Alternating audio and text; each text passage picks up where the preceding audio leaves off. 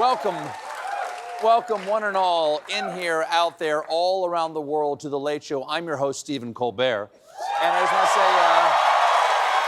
to say welcome, willkommen, bienvenue, all other languages, because this is day one of the UN General Assembly, or UNGA, here in New York. Apparently, the mood over the UN is gloomy. The Diplo Corps are feeling anxious about what will happen if Donald Trump recaptures the White House. Hey, we don't need foreigners coming over here worrying about the prospect of another Trump presidency. That is a job Americans are willing to do. This one. Get off my lawn!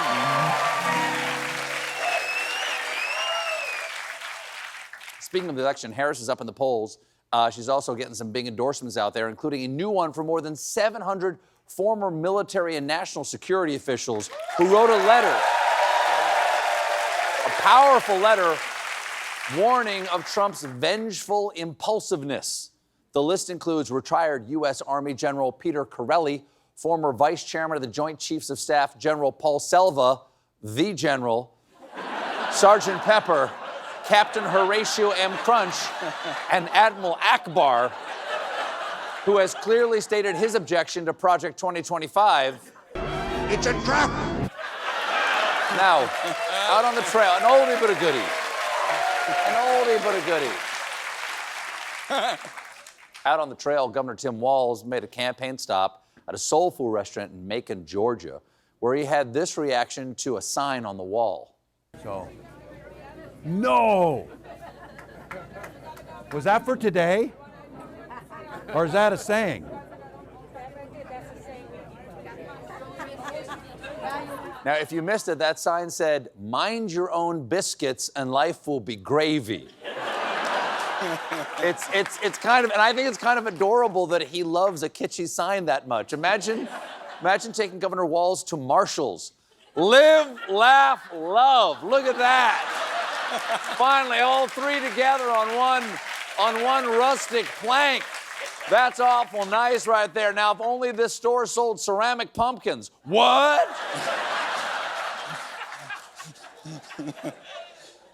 On the other hand, yesterday Trump was in Pennsylvania, where he took a swing at Kamala Harris, who has mentioned on the campaign trail how that when she was younger, she worked at McDonald's. For a long time, she's been talking about her experience at McDonald's. I worked at McDonald's over the French fries. It was so hot. I'm going to go to a McDonald's, and I'm going to work the French fry job for about a half an hour. I want to see how it is. Okay. Good luck with that. But, you know, even the most physically demanding jobs are easy to do for half an hour. I worked down in a coal mine for like 15 minutes. Never got black lung. Just held my breath the whole time. Anywho, I'm going back up to the surface, suckers. By the way, your canary died, and there was not a lot of meat on that bone. Oh, no. Sucking feathers. Trump is playing on this right-wing conspiracy that's out there. This is theory that Kamala Harris never actually worked at McDonald's. Their evidence is Harris didn't tout her McDonald's experience on her legal resume. Oh yeah, that is suspicious. Yes. I list every job I've ever had anywhere. I mean, if you look at my IMDb page, it says Late Show, Colbert Report, Daily Show, and cleaned erasers for Mrs. Brogdon in the 5th grade. Wow. I did. That's good work. Once. Like right down the recipe. Trump then moved on to insulting Joe Biden. He's not smart. He never was smart. He wasn't smart 40 years ago. Always, he was a hale and hearty guy, well met. Did you ever hear Shakespeare? He was hale and hearty and well met, but he wasn't a smart person. Now, this may shock you, but that quote is not Shakespeare. A little bit of it, tiny bit of it is. The words well met appear in Shakespeare, but hale and hearty is a New York soup chain. Okay, you might have. Let's be fair. To be fair, I love the turkey chili, the turkey chili, the little crackers. He might have just confused it with that other famous Shakespeare quote, "Shall I compare thee to a Panera's bread?" Thou art as soft and crusty. Then he went on a kind of a weird rant about IVF. I have always defended and supported IVF, fertility. We want beautiful babies in our country. We want you to have your beautiful, beautiful, perfect baby. We want those babies, and we need them.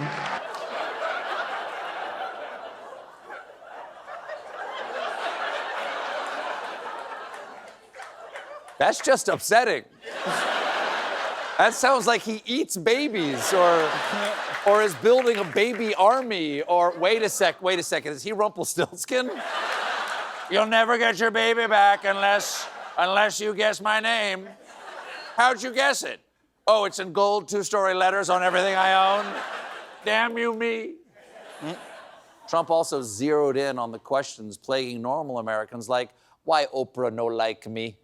Oprah Winfrey, who I used to know well, she used to love me until I decided to run for politics. Yes, she loved me until I run for politics. She was there when I marry for wife, and sometimes we'd even go out to eat for food. We eat for food. Bob for apple. Bob for French fry. Now, here's the thing. Trump may be stupid, but he's no dummy. He knows he's got a real problem with the lady votes. So he had a special pitch just for women. I am your protector. I want to be your protector. As president, I have to be your protector. You will no longer be abandoned, lonely, or scared. You will be protected, and I will be your protector. Oh, that is the perfect way to appeal to any woman. I mean, we all know, fellas, there's no better way to start a first date than by saying, Diane, I am your protector. I want to be your protector. You will no longer be abandoned, lonely, or scared. I will be with you 24 hours a day, 7 days a week, looking at you. I'll never let you out of my sight. Oh, you need to go to the bathroom? Okay, I'll wait. Waitress, I want to protect you. Come back, come here. Now, in between rallies, I can't believe.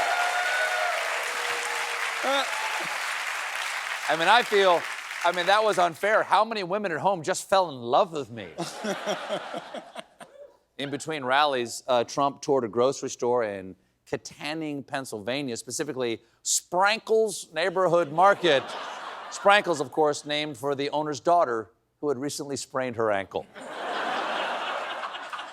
Just a fun name. It's just a fun name, Sprankles. In his attempt to connect with the common man, Trump had no idea how to answer the simplest shopping question. What would you purchase at a store like this, sir? I don't know. Because of what I do, I haven't been in these stores in a long time. You know, it's so nice. And I'm telling you, this is amazing. This is fun for me because it's so nice to see where all the food lives. And I usually don't get to meet it until the man comes in with my sauce-filled nuggie bucket.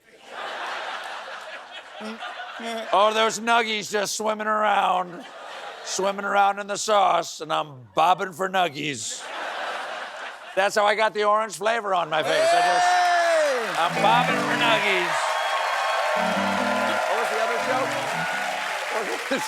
Another joke in there? Bobbing for nuggies. There was one food that got Trump all excited. Oh, look, I gotta get some. Look at that stuff. This is what I want. Just have it. We gotta get it. Okay, he clearly just forgot the word popcorn.